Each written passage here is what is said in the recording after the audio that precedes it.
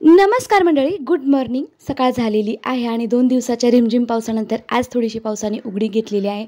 सकाळ झालेली आहे तर ही रात्रीच कडे घासून ठेवली होती आणि हिला तांबोरा लागला. लगेच तांबोरा लागतो, लोखंडाच्या भांड्यामध्ये तांबोरा लगेच लागतो आणि तो घासल्यानंतर सुद्धा पटकन जात नाही. त्यामुळे काय करायचं, आपण एक ट्रिक सांगणार आहे यामध्ये.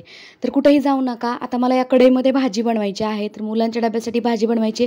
तर या कढईचा पटकन तांबोरा निघण्यासाठी मी काय करते बघा, इथे एक ट्रिक वापरते. कुठलंही तुमचं लोखंडाचं भांडं तांबोरा लागलेला असू दे, या पद्धतीनं जर तुम्ही क्लीन केलं ना तर लगेच तुमचे लोखंडाचा तांबोरा जो आहे तो निघून जातो. तर इथं बघा, मी थोडंसं चिमूटभर पीठ घेतलेलं आहे आणि सगळ्या कढईला व्यवस्थित असं घासून घेते.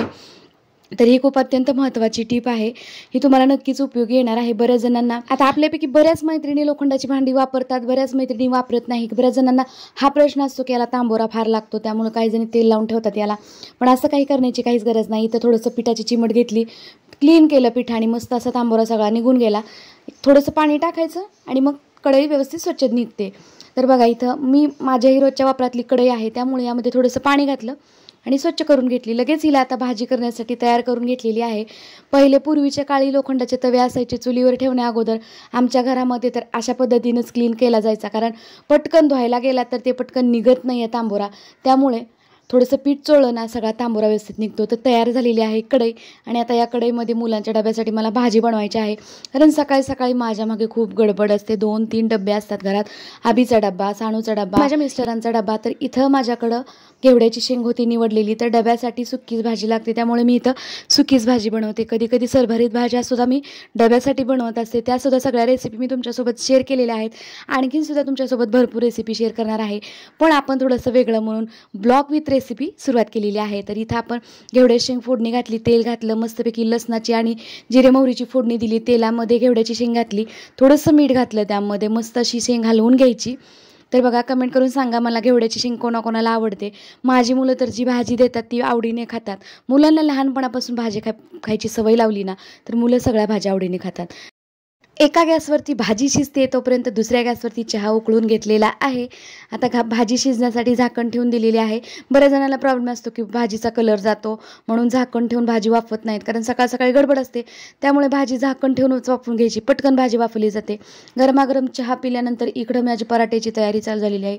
थोडंसं पनीर होतं, पनीर पराठा करण्याची माझी तयारी आहे. थोडासा कांदा चिरला, कोथिंबीर घातली, मीठ घातलं आणि थोडंसं लाल तिखट घालून आता मुलांच्या डब्यासाठी मी पनीर पराठे बनवत आहे. तर पनीर पराठ्याची रेसिपी जर हवी असेल तर मला कमेंट करून नक्की सांगा. तर इथं मी माझ्या मुलांसाठी आज पनीर पराठा बनवते. मुलांसाठी काहीतरी रोज वेगळं द्यायचं असं मुलांना वाटत असतं, पण आज मी पनीर पराठाचा बेत बनवलेला आहे. तर हे पनीरमध्ये सगळं व्यवस्थित मिक्स करून घेतलं आणि इथे त्रिकोणी पराठा बनवला आहे. पराठा बनवताचा व्हिडिओ थोडासा स्किप झाला. तर पराठा बनवून मी इथं भाजून घेतलेला आहे. आता पराठा आतमध्ये स्टफिंग भरल्यानंतर कसा दिसतोय ते सुद्धा तुम्हाला मी दाखवणार आहे. तर बघा, इथं पराठा तयार झालेला आहे, पण आबीला जरासुद्धा राहत नव्हता. आबीला पराठा पटकन खायचा होता. तर हा पराठा जो आहे गरम आहे, मला दाखवता येत नाही आहे, एक 5 मिनिटानंतर मी तुम्हाला दाखवते. इकडं मी गोल पराठा बनवत आहे. आता अगोदर त्रिकोणी पराठा बनवला, तो आबीसाठी बनवला. आता मी थोडासा गोल पराठा बनवते. खरं तर बनवायला गेले चौकोनी तर झाला गोल. मी चौकोनी पराठे बनवायला गेले की माझे पराठे गोलच होतात, त्यामुळे काही हरकत नाही आहे. स्टफिंग भरलेलं आहे, व्यवस्थित असं हे सारण भरून फोल्ड करून घेतली पोळी आणि इथं चौकोनी आकाराची मला पराठा बनवायचा होता, पण झाला तो गोल. तर बघा कसा गोल तयार झाला आहे तो. आणि चौकोनी आकाराचा बनवायला गेले तर तो गोलच झाला. काहीच हरकत नाही, म्हणलं छान झाला, गोल झाला. आणि इकडं तो दुसरा बनवलेला जो त्रिकोणी पराठा आहे तो सुद्धा आपला तयार झालेला आहे. जर पराठ्यातलं स्टफिंग जास्त बाहेर येते असं वाटत असेल तर थोडंसं पीठ लावा. इथं मी किचन प्लॅटफॉर्मवरतीच पराठे लाटते, कारण मला भयंकर उशीर झालेला आहे आणि म्हटलं आता प्लॅटफॉर्मवरती व्यवस्थित असं पुसून घेऊन याला लाटून घ्यायचं. आता तयार करून घेतलेला पराठा पण थंड झालेला आहे आणि आबीला थोडंसुद्धा राहत नव्हतं, त्याला खायचा होता. तर इकडे बघा, हा पराठा आतून दाखवते मला. याचं स्टफिंग जे आहे ते तुम्हाला बघा किती सगळीकडे व्यवस्थित पसरलेलं आहे आणि दिसायलाही छान दिसतो आणि चव तर अगदी भन्नाट होते. तर लहान मुलांना नक्की करून द्या. मुलं नक्कीच आवडीने खातील. आता सकाळची सगळी कामे आवरल्यानंतर दुपारनंतर इथं मी शंकरपाळी बनवलेली आहे. ही शंकरपाळी खूप मस्त आहे आणि हेल्दी आहे. हेल्दी म्हणा, तुम्ही म्हणसाल हेल्दी का, तळलेली आहे, तिला हेल्दी कसं म्हणायचं. पण हो, तळलेली तर आहे, पण यामध्ये मी ही गव्हाची शंकरपाळी बनवलेली आहे, म्हणजेच गव्हाच्या पिठाची शंकरपाळी बनवलेली आहे. याचीसुद्धा रेसिपी तुम्हाला हवी असेल तर मला कमेंट करून नक्की सांगा.